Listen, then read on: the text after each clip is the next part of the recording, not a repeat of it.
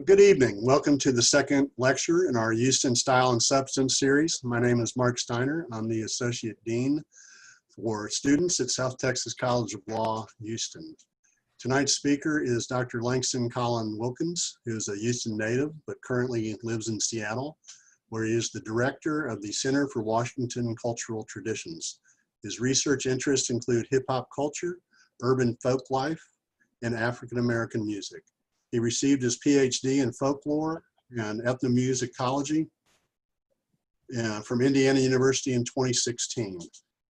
His master's in African-American and African Diaspora Studies, also from Indiana University, and his BA in English from the University of Texas at Austin. In 2013, Langston organized as a graduate student the very successful Slab Parade and Family Festival in McGregor Park. Dr. Wilkins tonight will be discussing street folk, hip hop, car culture, and Black life in Houston. And you'll notice at the bottom of your screen, there's a Q&A. If you have any questions, go into that, type them up, and we'll try to get to them at the end of Dr. Wilkins' presentation. So give a big virtual welcome to Dr. Langston Collin Wilkins. Thank you for having me. This presentation is based on several years of field work and research, but even more years of growing up in Houston and being a hip hop super fan. So I'm very excited to do this presentation for my hometown, even virtually. Here we go. Right. So hip hop culture has historically been a medium through which individuals negotiate their complex relationship with their surrounding environments. Due to racial and economic oppression, hip hop's earliest participants experienced a type of social isolation that rendered them virtually voiceless within New York City's mainstream fabric. In response, these young African Americans and Puerto Ricans found inventive ways to make their voices heard and humanity recognized. In the mid-1970s, these youth or young folks, including early DJs like Kool Herc, Grandmaster Flash, and Afrika Bambaataa, took rhythm and blues, funk, and soul records, combined them, and used them to produce a new form of up-tempo dance music that reflected their particular social dynamics. And soon thereafter, the earliest MCs put words to these sounds, using rhythmic rhyming lines to represent their neighborhoods and to get the dance floor hot. This new musical genre and soon to be tradition happened alongside a new movement in visual arts. Right there in the Bronx, graffiti writers began marking up public spaces with tags comprised of individual aliases and street names. So this new tradition called hip hop culture, or eventually, was a channel through which these socially and politically muted communities could join the public conversation. Through this outlaw public art, these artists and audiences seized control of their physical and social environments. Now in Houston's local hip hop scene, young minority men and women facing similar social strife also use music and vehicles to express themselves, though with a radically different sound and look. Instead of energetic, dance-oriented beats, their music is slow, muddy, and haunting, and this is a sound, as you know, called screw. And instead of subway cars, their canvases are old American luxury cars enhanced by explosive paint jobs, booming sound systems, and various body modifications. And they call this automotive culture slab. Now, growing up in a predominantly African-American neighborhood in South Houston, hearing screw and seeing slabs was a common occurrence for me. But even as an outsider to that culture, I knew that screw and slabs represented something special. I knew that their history and meaning was much deeper than their sonic or material components. And so what I witnessed as a kid and through ethnographic research as an adult was the development and emergence of a street-based folk culture that has documented, affirmed, and empowered working class African Americans across several decades.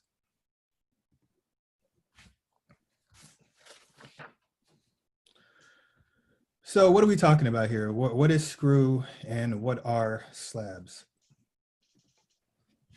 Now, screw is Houston, Texas, local hip hop sound and tradition.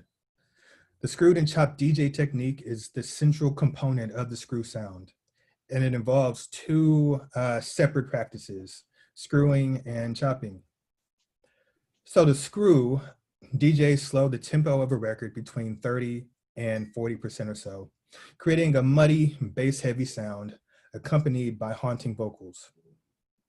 Now, chopping is a localism for the common DJ practice of repeating certain words or phrases in a song, creating a percussive effect. And the combination of these practices in a song, the combination of these practices creates a psychedelic and atmospheric hip hop sound. Local producers have turned the screwed and chopped DJ technique into a dragging, trippy, and bass-heavy production style. So screw bass instrumentals feature slower tempos than the music produced in other southern centers such as Atlanta and New Orleans, which can commonly be between 100 and 140 beats per minute. And in addition, screw bass rappers commonly perform in a smooth, melodious manner, which accentuates the musical accompaniment. Their lyrics are grounded in the acute particulars of Houston life. These screw lyrics are hyperlocal as artists make explicit references to the people, places, and activities that comprise the Houston landscape. And furthermore, the practice of freestyling or extemporaneous rap performances is central to the screw tradition. So let's listen to an example of the screwed and chopped technique. This is DJ Slim K and a rapper I know, EDF, Brandy Wine. Ripping my city, you know what my city, a face in your hood, a face in my city. Houston, my city, Texas, my state. You just not peeping, you know it's too late. I got the mate to my cup, I had the gas in my guard. Tigo, gas if you brawn. We had that bar in the jaws, and a good grasp on them bras. We play us too hard. Started out fair, Hyde Park. Now West Tamawai Park. Big back, wood in the sparks.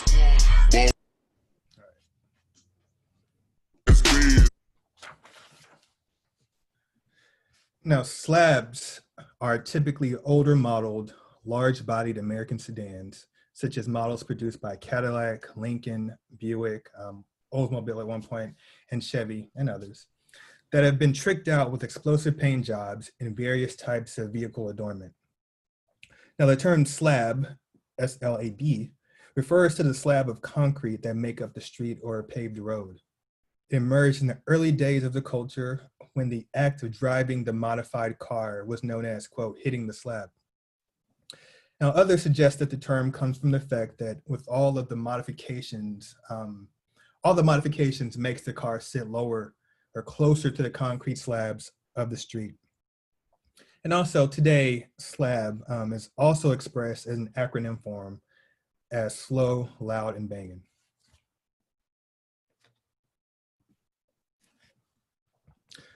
And most slabs and most cars feature multi-layered iridescent paint jobs known as candy paint in the culture that gives them a wet look when hit by light.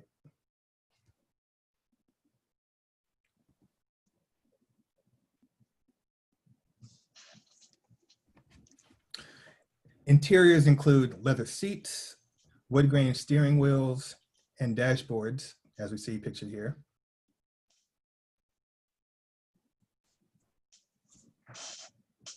As well as explosive bass-heavy stereo systems that are powered by multiple batteries.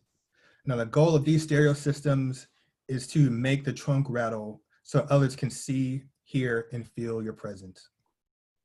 So just to give you an example of the stereo systems and the bass of a slab, here's a clip I took a few years ago in Galveston.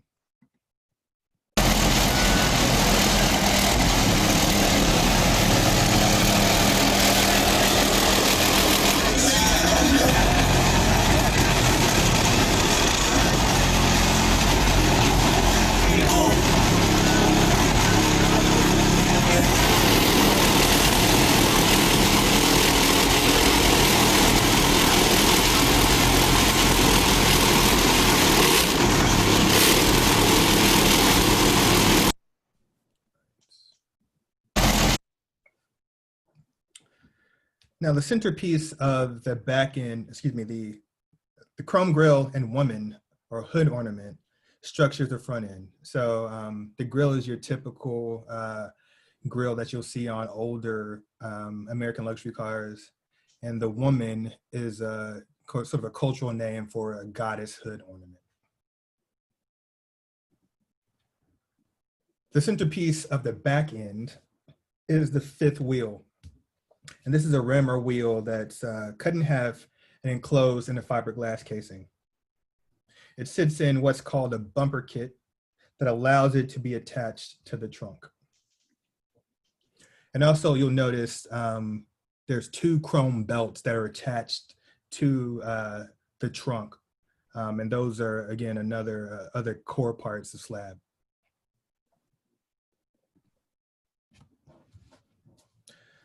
Now, actuators, or these mechanisms called, or devices called actuators, allow slab riders to remotely raise or pop their trunks to reveal elaborate neon or glass trunk displays positioned inside. Featuring references to neighborhoods, social groups, or fallen friends, these trunk displays allow slab riders to communicate explicit messages to those within and outside of their communities.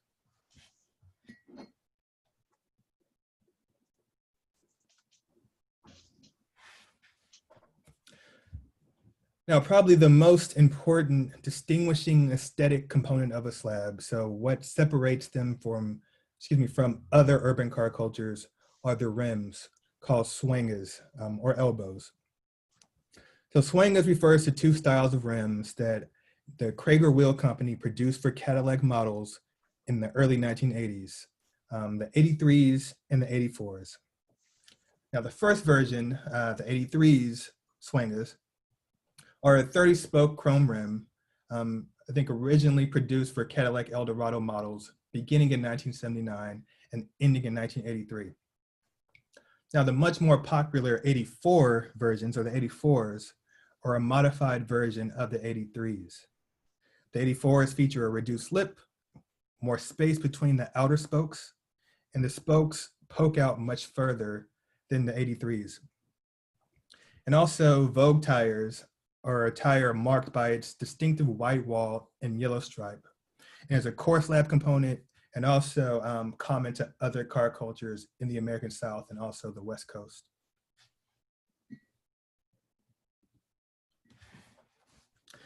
Now, slabs do not come pre-packaged. They are not mass-produced or able to be acquired from a local dealership. A car is transformed into a slab. So a slab rider will purchase a car when it's in a state of disrepair or sort of beat up maybe. Over the course of several months or years, they piece by piece create their slabs, spending thousands of dollars throughout the process. And while slab riders often employ their own handiwork in the creation of the vehicles, they also use the services of community craftsmen for the more intricate components. So in this sense, like all folk arts, a finished slab is the result of both individual and community development or creation.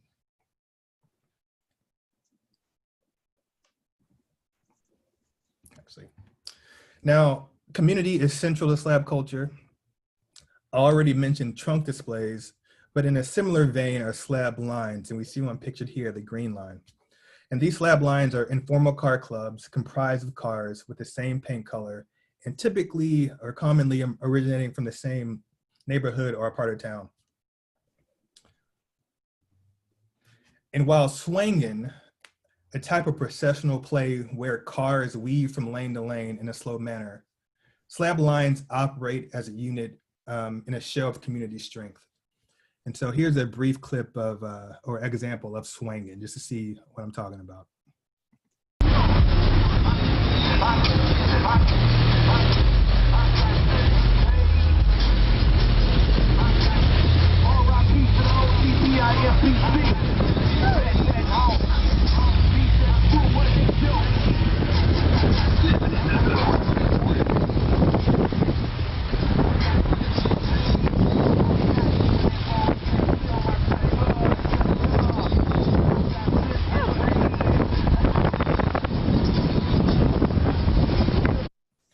think you probably get the point.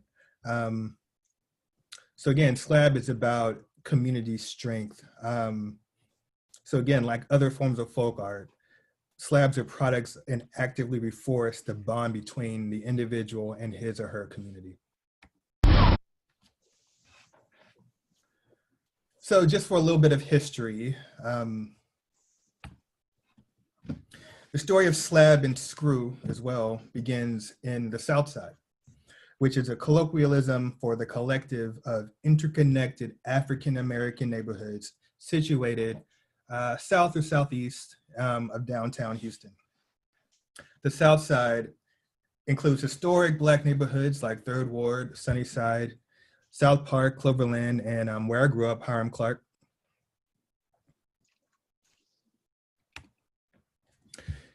Its sort of counterpart is the North Side, a similar collective of Black neighborhoods north of downtown Houston.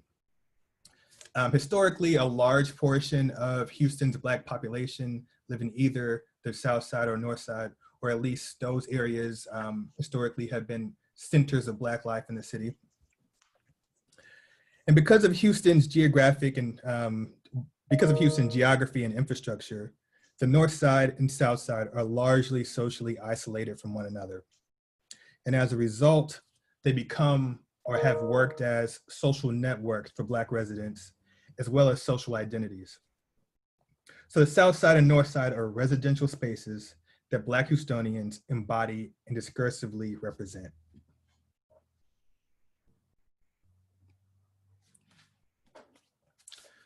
Now, structural and economic changes at the national and local levels decimated the economic and social stability of the South Side, leaving it a desolate shell of its former vibrant self by the mid-1980s. Sociologist Robert Bullitt notes that by 1986, Black unemployment in Houston stood at about 12.5% compared to 5.7% for white residents. And further, around this time, over 20% of Houston's Black population lived below the poverty line. Now, facing a dearth of legitimate employment opportunities, some young African-American men in Houston began to engage in underground economy. In particular, the crack cocaine trade became a pathway to relative economic stability in the mid-1980s. Now, while most hand-to-hand crack dealers barely earned enough to survive, some were able to attain relative wealth. Now, one such Southside drug dealer, a former drug dealer, once told me that he used to earn upwards of $2,500 a night dealing right out of his garage in the late 1980s. Now, while illicit in nature, crack created a new economy in working class Black spaces in Houston and brought the possibility of upward mobility to formerly disenfranchised and despondent young men. And with all of these excess funds, the South Side streets became one of vanity or lavishness. So car culture emerged as a way for these street dudes to visually mark their success in the drug game.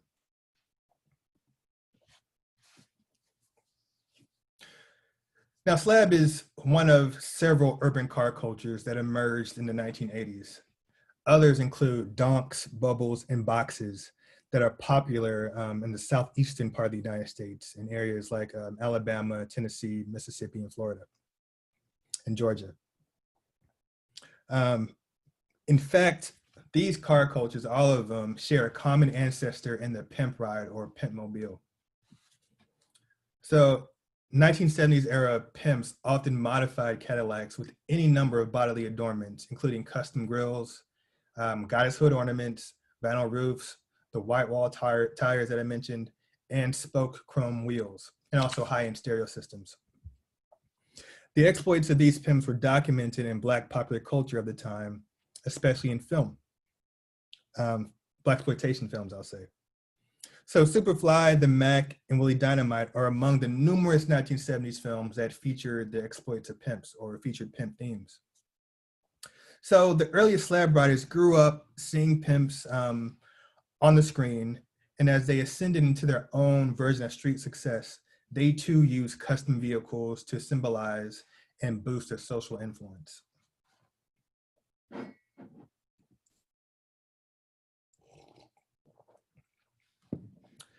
Now, slab culture specifically was solidified in 1984 with the arrival of the swingers, or the 84s. Also known as elbows or 84s, these swingers came standard on 1984 model Cadillac Eldorados. But they were deemed a road hazard, and so they were only produced for a single year, making them extremely rare and highly valuable. And naturally, this made them popular within the streets as they were a symbol of exclusivity.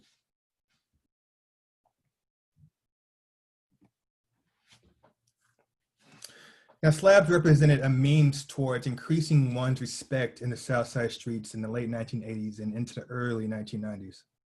They served as the perfect medium for acquiring respect for three key reasons.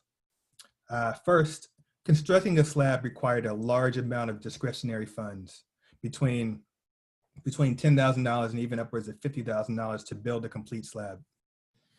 Second, even if the funds are available, information on how to buy parts and customizing was not easily accessible.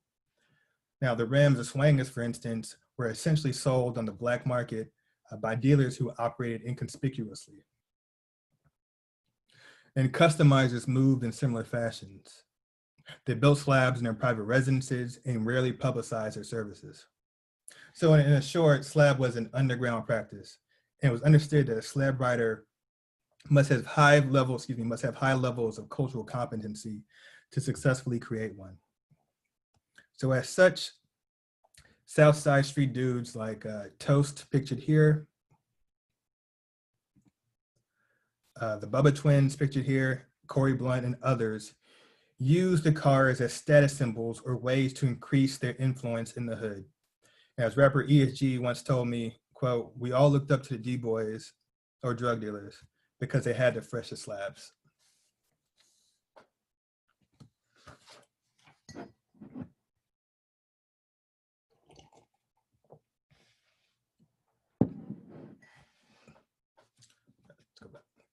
Now, in the mid-1990s, the slab scene and the hip-hop scene, the Houston hip-hop scene, became inextricably tied, fused together by artists who were as deep in the streets as they were in the rap game. And one such artist was ESG, pictured here. Born Cedric Hill in Bogalusa, Louisiana, ESG moved to the south side of Houston as a teenager. At the time, according to ESG, quote, "The South Side was playa." So he sought to record a song that, quote, "included everything pertaining to the culture and place he was living in." And that song became 1994's Swangin' and Bangin', a documentation of and sort of dedication to the South Side slab scene. Produced by Sean Solo Jemison, a local producer, Swangin' and Bangin' offers a vivid depiction of the slab scene. The title and chorus, Swangin' and Bangin', refers to the practices of swangin' and bangin', or playing a stereo at loud volumes. Throughout the song, ESG details core elements of slab aesthetics, including 84s, Vogue tires, bubble headlights, fifth wheels, grills, and candy paint. Now, the music video, released as a remix version in 1995, reconstructs a typical slab gathering. Lots of cars, lots of people, and lots of music. And let's look at a brief clip of Swangin' and Bangin'.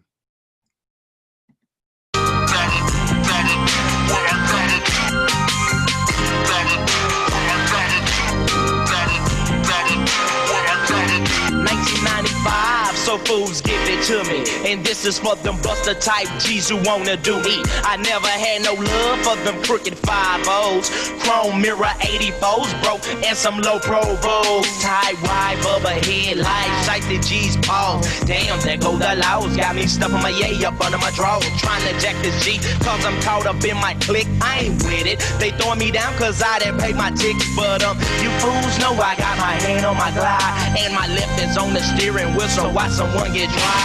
OD up in that lack, yeah, coming down tight. Swiggity swangin', biggity bangin', like I'm turning left, I'm biggity buzzing to right. And now you know, in and out and in I dip. Damn them G's in the south, or a trip. And my homies steady mobbing, our game is for real. With that fifth wheel grill, Momo wood grain steering wheel. Working it with that four-way, go ahead. With that three-way candy painted, be so wet, leaving drips up on that freeway. Baby, give it to me, cause you know I won't quit. And I'll be mobbing with my players, extra gat on my hip. And to the fools down south, keep slanging them things. It's 95, yeah, fool, we comes again. Yep, the swang and bang. And now you know what my real G's do. Sip, serve, swing and bang, jam. Nothing but that screw, fool. We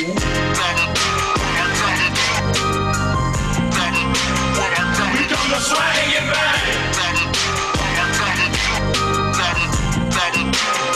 We come to swing and bang. All right, so that was ESG's Swinging and Banging from 1994.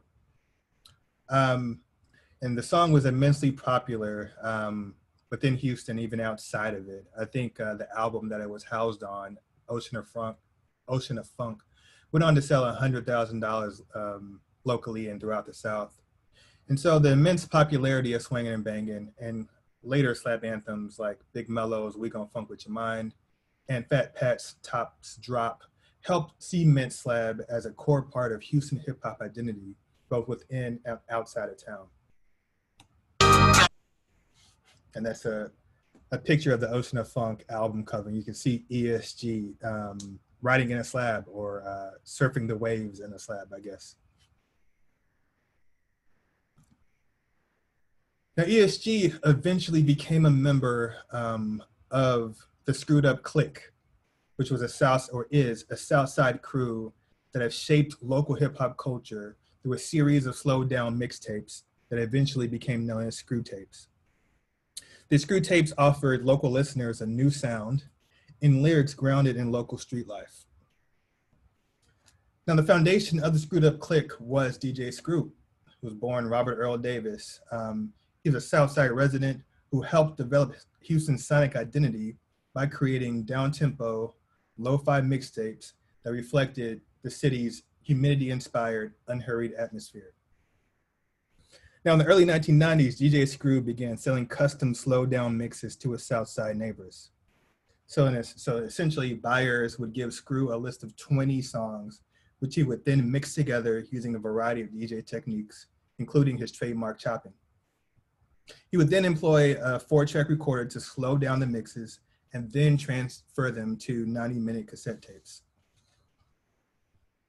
And just let's get a listen to DJ Screw. This is him mixing a song called Faux Life by rapper Mac 10 in 1996. This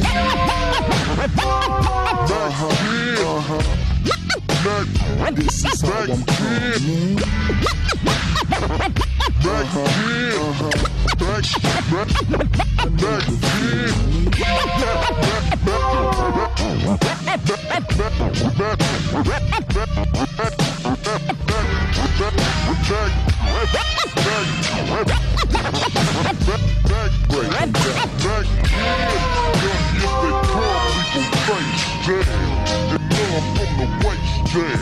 It's a Sunday, a gun day, rolling down a one-way. In my back, running back on the train track. On Jack and Herb, niggas swerve, it gets on my nerve. Make my Danas on the curb. In the gutter lane, I'm brother made. Foot to the floor, what you want from the show? I'm broke in the month. So that was DJ Screw mixing Faux Life by Mac 10. And just a quick note, DJ Screw wasn't simply slowing down these songs. He was a DJ in the truest sense. So this one clip featured at least 3 different songs that he was mixing together. There's Faux Life by Mac 10, which, he featured the verse from that, or the rap verse. And then he brought in the beat from Tupac's So Many Tears. Then there's also another song in there. And then he was also cutting, chopping, scratching, and doing, the typical DJ thing. So no, he was truly a very dynamic and creative artist.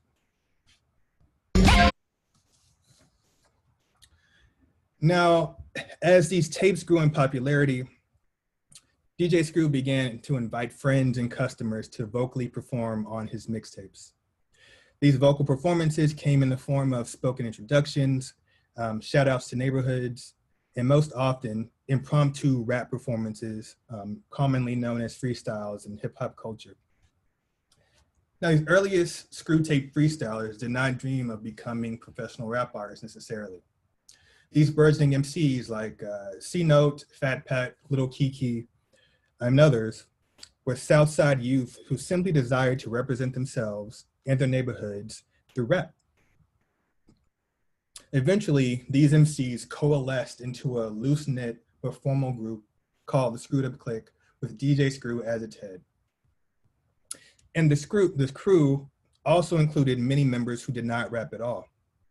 So the Screwed Up Clique was less a rap group and more so a loose-knit social group from the Southside streets.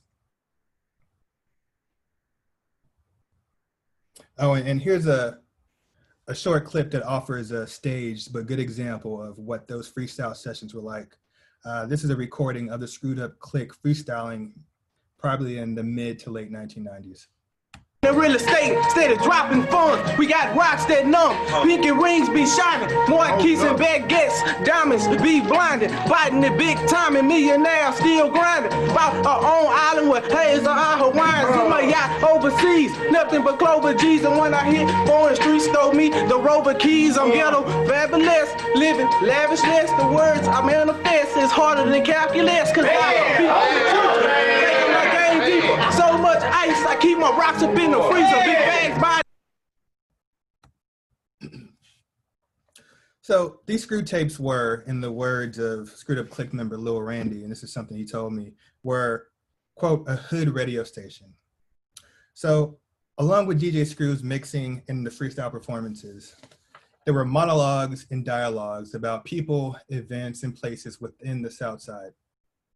So the Screw tape was sort of an intracultural communication medium through which the social dynamics of the South Side streets could be disseminated.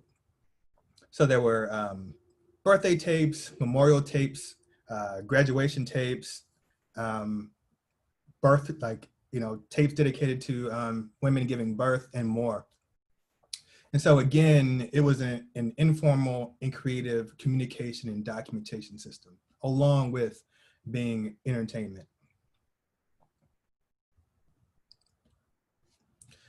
Now, as the Screwed Up Clique organically emerged out of local street culture, the Screw tapes became inscribed with slab life. As ESG also told me, quote, at the time, Screw music was saturated in areas where slabs was popular. And so these slab writers would go to Screw's house and make Screw tapes. So slab writers like C-Note, whose an early car was pictured here, Fat Pat,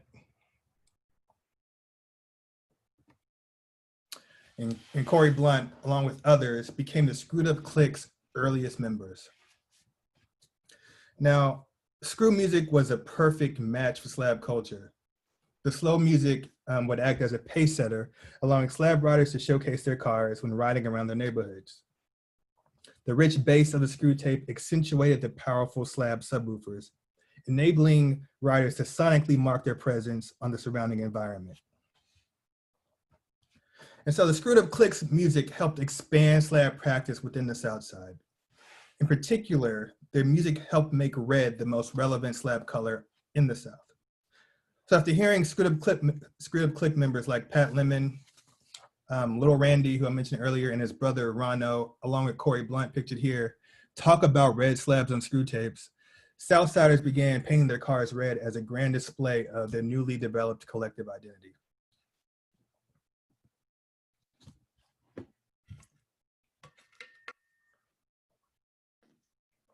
Now, Slab and Screw, as I mentioned a few minutes ago, at their core are about community building and celebration. But in the mid-1990s, they were the sources of intense division and violent conflict within the South Side and North Side, or between the South Side and North Side. And this was a conflict negotiated and mediated through local hip hop music. Now, while Slab had a presence in the North Side, according to folks I talked to, the South Side was the center of the culture. This was due to the fact that the culture coalesced in this part of town, and the rims were, for the most part, primarily available in the South Side. So seeking to gain access to the prized and expensive rims, and also inspired by longstanding tensions, according to the folks I talked to, Northsiders began stealing red slabs from the South Side. As ESG once told me, and I quote, "The North Side felt like them little cats from the South Side are riding slab. I'm gonna take them up off them slabs." So that's when the tension became real big, because the car would get stolen on the South Side and it would get found stripped on the North Side. So remember, the Swangers were only produced for about 5 years, ending in 1984. So by the mid-1990s, they were in scarce supply and naturally very expensive. I think they had a market value of about $10,000 for a set of 4. So this would be a quick windfall for someone who was able to acquire a set. Now, longtime slab rider and street OG P.S. in the Mac told me or gave me a firsthand account that seemed to suggest that the violence between the North Side and South was as much about emotions as it was about economics. Kind of crazy stuff, you know. I mean, I had gotten a shootout on the freeway once. Yeah, on 59. In the slab, you know, I was riding the slab, you know, and I had hats in the back, you know, with South Bakers, you know, representing my hood, and these North Side dudes rode on the side of me and was trying to run into my car on 59, and I had to start busting on them.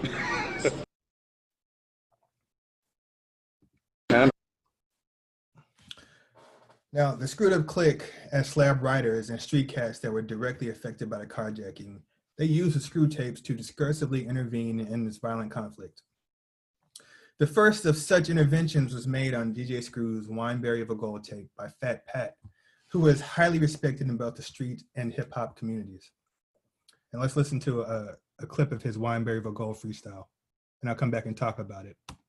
I'm spraying, them hoes they be tripping, them north side niggas, they coming over here flipping, trying to run us fit, but nigga you can bet, it's time to grab the gas and go on make a nigga witness like the pistol, grab the fucking pump, and niggas come on, put these niggas in the trunk, cause as it's south side, niggas hold your card, nigga like you say we just on that boulevard, how can a nigga come from that homestead and take back another motherfucking red, motherfucking ride, another fucking bubble, another bumper kid, nigga, Nas fucking trouble. So Fat Pat's freestyle was just an initial thrust into what became a string of verbal threats from the Screwed Up Clique and other South Side rappers to the North Side. And for a while, because the North Side sort of lacked street voices, these dissents went unchallenged. Eventually, however, a crew of North Side-based DJs and MCs rose to the surface and released slowed-down mixtapes that countered the Screwed Up Clique's verbal assaults. These artists, including DJ Michael Watts and rapper Slim Thug and J-Dog, recorded under the banner Swishahouse. Now, Swishahouse became the anchor of the North Side rap community. And so just as the Screwed Up Clique promoted red slabs, Swishahouse artists rapped about blue slabs. And just as the Screwed Up Clique shouted out the South Side, Swishahouse repped the North. For example, here's a very short clip of the North Side anthem from 1998.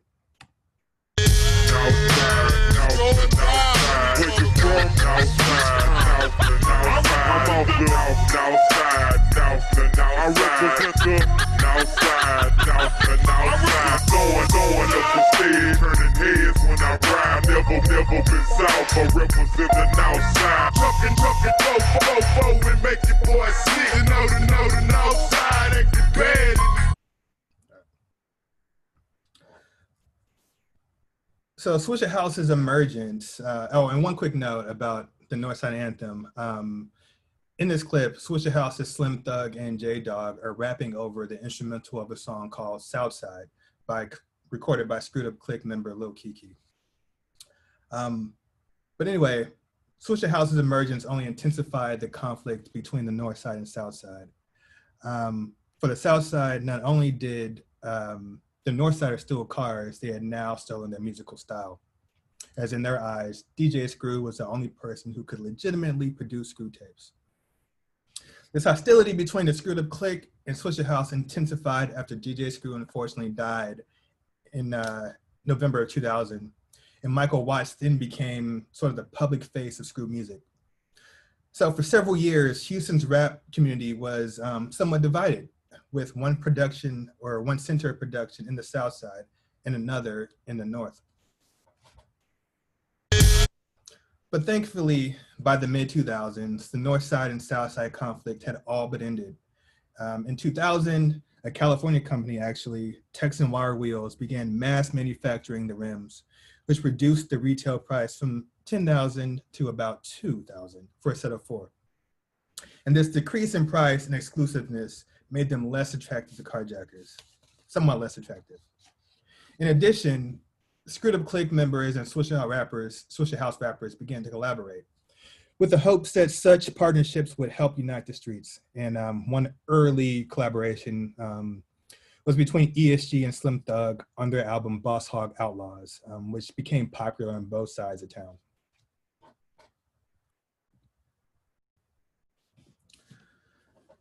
Now moving forward, prior to the mid-2000s, the Houston hip hop scenes had sort of a fickle relationship with the mainstream hip hop landscape. Every so often, particular records would bubble up out of the city, make a mark in the South, and then get respectable radio spins around the country.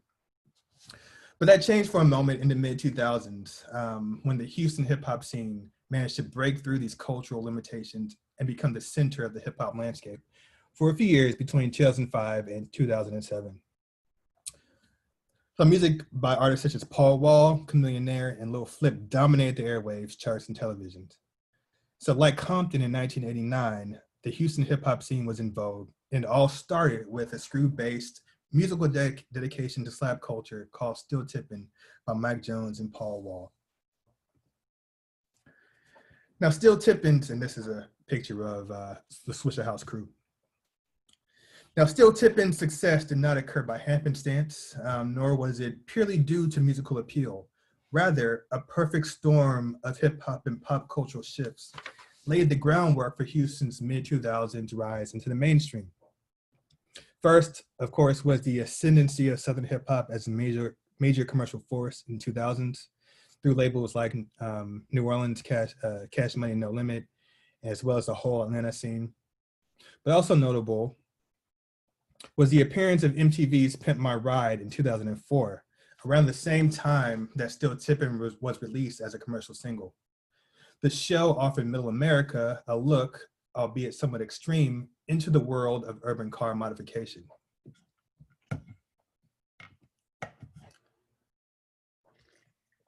Now in Still Tippin', rappers Slim Thug, Paul Wall, and Mike Jones, and producer Solly Williams synthesize screw and slab into a coherent and tangible commercial product. The title and hook, which frames the song, was taken from an old Slim Thug freestyle and slowed by DJ Michael Watts. Still Tippin' on Fofos, wrapped in faux vogues, is a direct reference to slab aesthetics, 484s, which are wrapped in 4 Vogue tires. As noted music journalist Sasha Fair Jones wrote, Still Tippin' is an elegant primer on Houston hip hop. So essentially, Still Tippin' ultimately is a compiled and curated manifestation of Houston hip hop identity dressed in slab culture. And let's listen to a brief clip of it.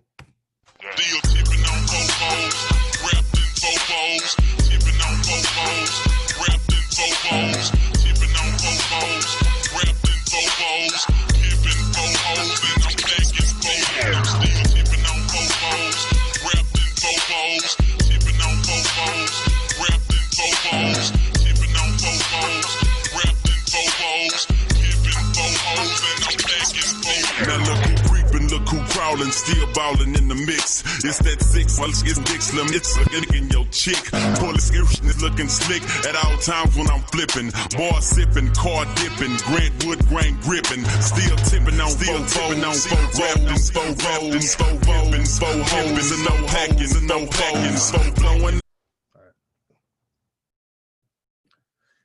So Still Tippin' took the hip hop world by storm. The song reached number 26 on Billboard's Hot Hip Hop and R&B charts, and peaked pretty high on its Hot 100 pop chart, and it eventually went multi-platinum.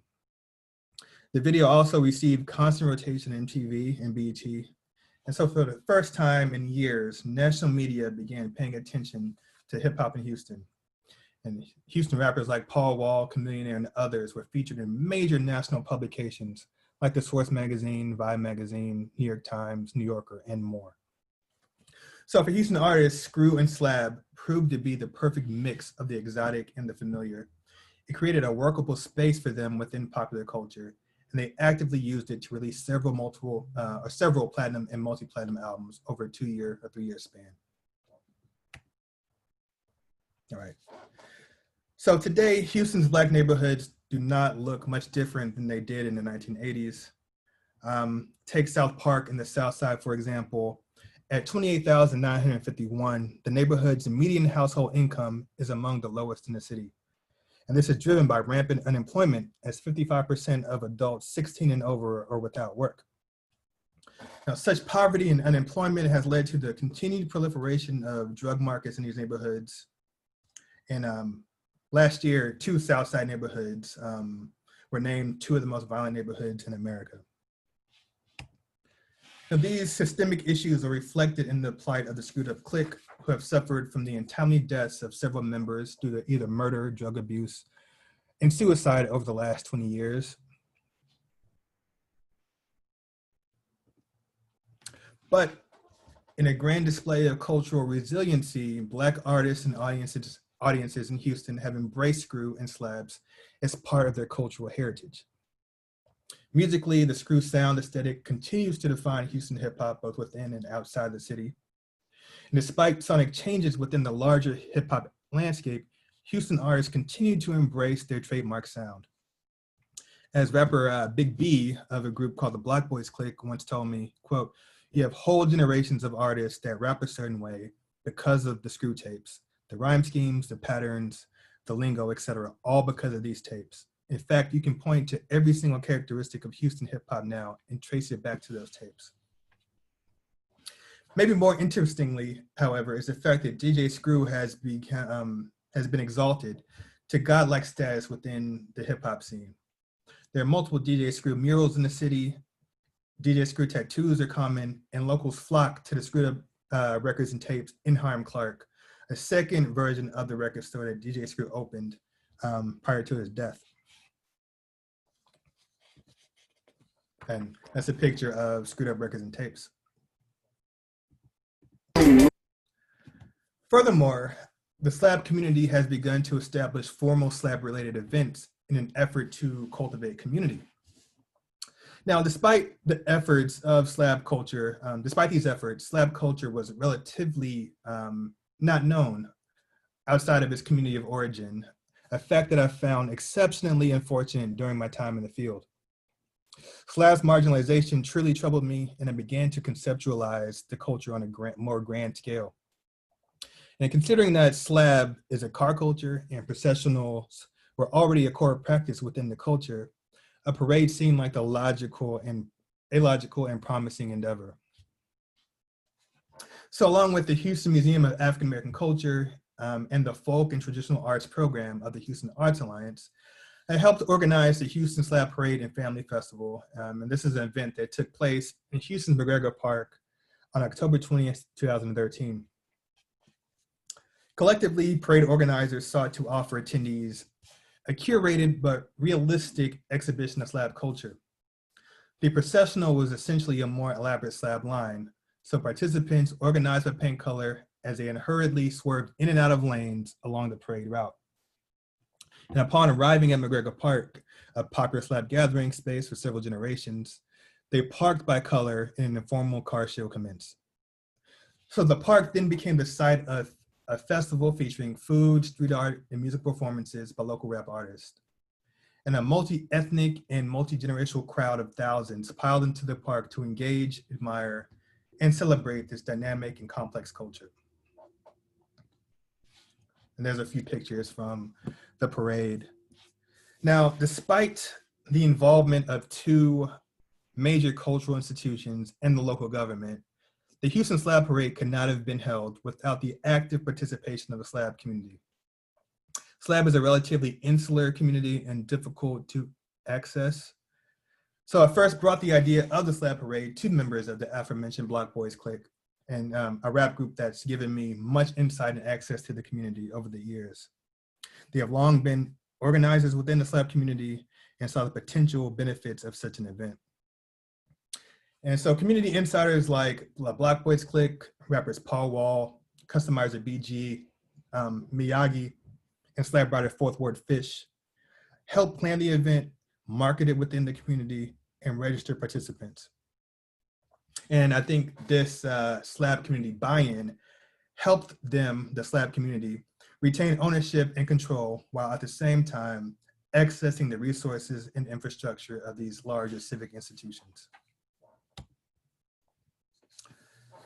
Now to close, in the wake of the Slab Parade, Slab and Screw have taken on a larger space within Houston's cultural landscape. In 2015, Travel Channels, or The Travel Channels, show Booze Traveler, which is an alcoholic-based or alcoholic beverage-based travel show. They featured Slab culture in their segment on Houston. Show host Jack Maxwell rode in a slab belonging to Piism during his tour of Houston. And in a similar vein, in 2016, CNN's Anthony Bourdain, Parts Unknown, included Slab in their profile of Houston culture. Each of these things reflects Slab's increasing movement from the margins to the mainstream.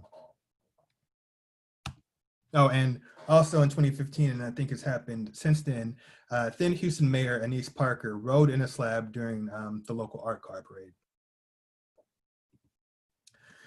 Now, while these external recognitions are important, Houston-based artists have actively worked to preserve the slab tradition and hip-hop identity within its community of origin. Picking up where he left off with Swingin' and Bangin' 25 years earlier, ESG offers an updated survey of slab culture and hip-hop life in Houston on Southside Still Holdin', a song from 2018. Now let's look at a brief clip of that. Southside was still holding. Southside was still holding. Hold up. Southside still holding. They're hating on your power. Wow. Corey Blunt, Big Floyd, doing slab guys. Talking about the boy Poopy or that Lynn Johnson. Boys ran when they saw that Smitty coming. No matter where your racks at, where you got your first stack at, where you move your first pack at, heard Hawk, Roll, Moki, and Pat at. So it's Southside Still Holding, even the title is a reference to slab culture, and that's by ESG.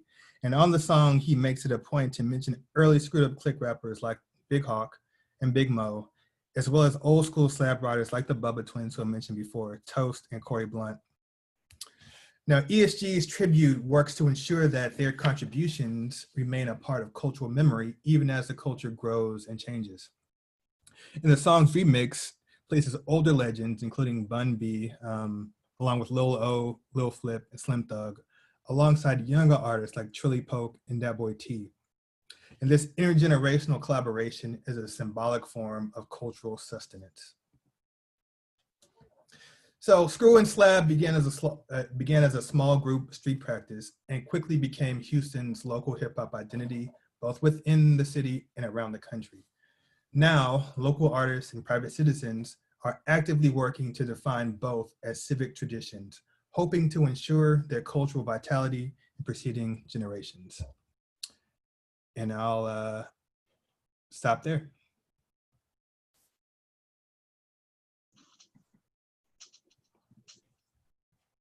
All right, we have a question.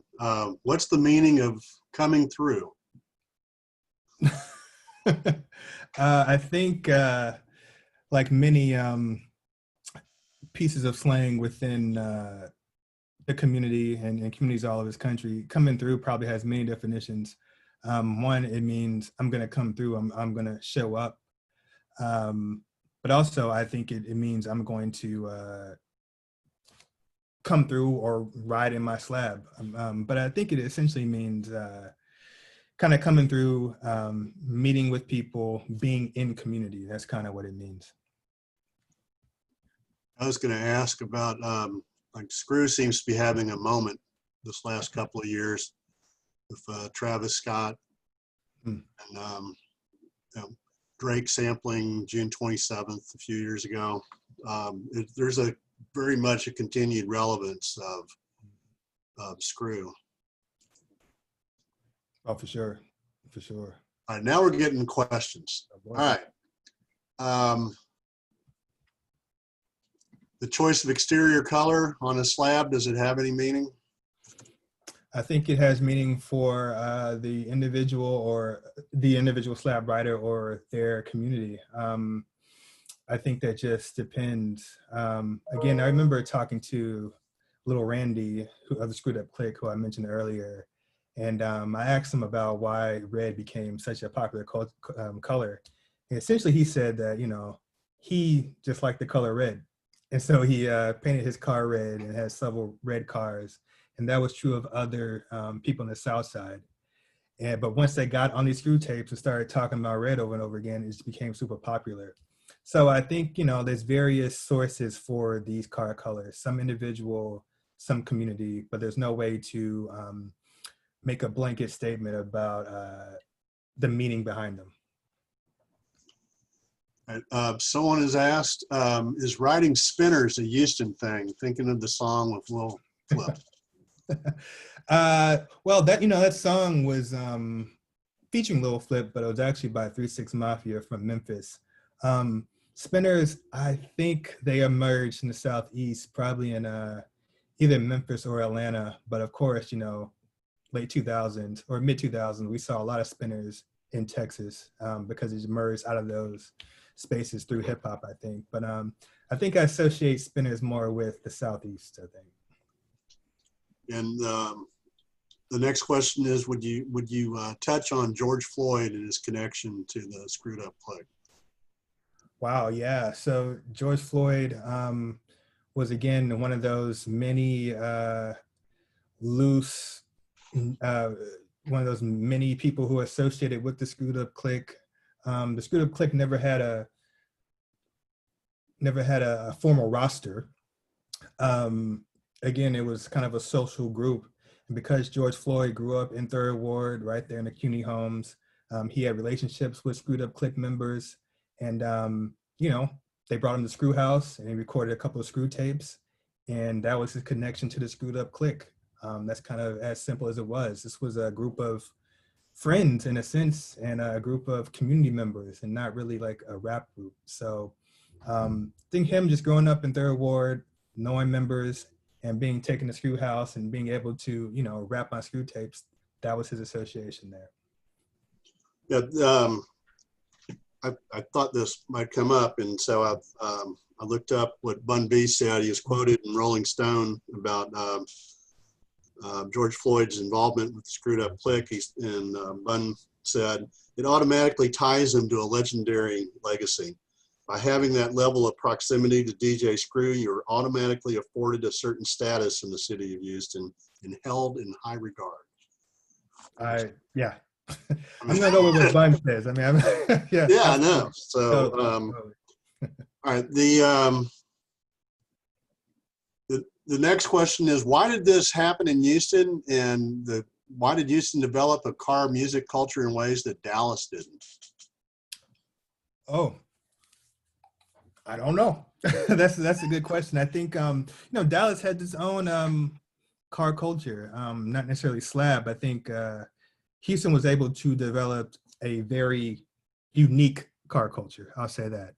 But car cultures exist throughout the South. Dallas has its own, not slab, but they have their own modified car culture. Again, Baton Rouge, Louisiana, Memphis, Tennessee, Huntsville, Alabama. I mean, all these places have their own car cultures. It's just, for whatever reason, slab and the swangers emerged here in Houston. And you could probably, I've been trying to trace that history, but it probably just goes back to one or two people who fell in love with the swangers at some point, and then it just grew from there. Yeah, Dallas has its own culture as well. And the next question is kind of tied to what you were just talking about, so we have slab and screw being shared, nationally, but has it caught on any geographies outside of Houston? And yes, yeah, absolutely. I saw, so the Houston rapper Les went to Japan and someone showed up in a slab, caddy. Absolutely. In Japan. So yeah, it's gone places. It's gone places. I mean, there's slabs in Canada, Japan, Germany. I know a person who sells the swangers, and he sells swangers to Germany. I've seen them in, I've been studying Huntsville, Alabama a bit as a side project, and they certainly have a strong slab scene. Georgia, they're all over the place for sure. Yeah. And then we already know the answer to this question. Have you ever visited Screwed Up Records in Houston? Yeah, yes. So many times. Yeah. I especially when they built the new one in Hiram Clark, which is less than a mile away from my mom's house. I mean, I went in there and purchased screw tapes. Yeah, absolutely. And this it's a great question. Are there any books or videos you'd recommend to learn more about individuals or this subject? Yeah. So let's see. There's many videos out there. I mean, if you get on YouTube and just search slab history, Texan Wire Wheels, who produces the Swangers, did a multi-part documentary on slab history, which is great. I recommend it to anybody. Also, I published an article on slab culture in a book called Black Lives Matter in Music, which came out maybe a year or two ago. So pick that up. And I'm working on my book on Houston hip hop and features slab culture heavily, which hopefully will come out soon. And I can't really give you a date on that, but hopefully it'll come out soon. And I've done various interviews and videos as well that are available on YouTube. I did one recently with Business Insider, which is a short video, but it's full of information. So you want to check that out. It's on YouTube too. Okay. And then other public, books would be Mako Fennell's Hip Hop in Houston, and then Lance Walker's, I guess 2 books, and then Lance Walker is now working on a biography of Screw that will be published by the University of Texas Press. Yeah, Lance Scott Walker. Those are probably the places to start. Yeah, it's absolutely incredible. So yeah, do pick that up. And Mako's book, awesome as well. Those are both great resources I would point to. Yeah. Yeah, and then Scarface wrote a memoir, which I read. Yeah. Jay Prince's memoir is great. Jay Prince has a memoir. Pick that up. Those are they're both very good. And then is there still local production of traditional screw music and mixtape production in Houston? Oh, totally. It's pervasive throughout the city. Hip hop is a youth culture, and oftentimes you'll see traditions only last for a few years and eventually fade away with modernity or youth. But the screw tradition has survived and is still very healthy and vibrant. Obviously it's changed a bit. Kind of structural changes within the larger music industry has kind of dissolved a lot of these regional boundaries. But screw is still very strong. So you'll find it anywhere and everywhere. Absolutely. And it's impacting the larger hip hop landscape as well. So it's still as strong as it was. In Houston, there'd be Michael Watts. Watts, yeah. Still going on. DJ Candlestick. Candlestick, yeah. And OG Ron C. Love him, absolutely. Yeah. So yeah, there's still people in that there can't be called, it can't be called chopped and screwed. That Lance Walker is very emphatic on this. DJ Screwed. And, It's slowed, but it's not screwed. But and check out DJ Red is the official DJ of the Screwed Up Records and Tape Shop. I mean, he's awesome as well. So check him out. yeah, he was at the opening of the Contemporary Arts Museum. Awesome. Yeah. Screw exhibit.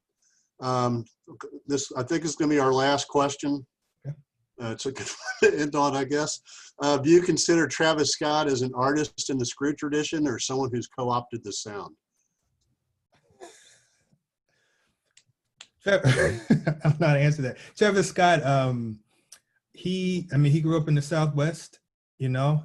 He's an artist who has its own unique style, but I think he's clearly rooted in the Screw tradition. I mean, you listen to his music, especially the last couple albums. I mean, very explicit references to Houston, explicit references to Screw. I think he sampled Big Hawk. I mean, you know, he is Houston through and through, and somebody I respect. And he gives a lot of love to other Houston artists as well. So he's cool in my book, you know. And the person who asked that question said they did not mean any disrespect to Travis Scott at all. All right, so let's get that straight. All right, so I think we're going to end here. I wanted to thank you again for doing this. This was great and very instructive. And I'm just very happy that we were able to do this. And this has been recorded, so this will be up for anybody who missed it. We'll tell them about the link. We'll put it up. But and next week, this is will sort of tie in a little bit. Next week's presentation will be on Sidewalk Stories, Houston Street Art and Mural Scene. So, oh, and I also wanted to point out, this is the last thing. So one of your first pictures in the red cars at the McGregor, 2013, I was in the middle of the picture. So go back, go back and look at that. Wow. But yeah, but I saw, oh yeah, I know that guy. But anyway, thank you so much, Langston, for doing this. Thank you. All right. Good night, everybody.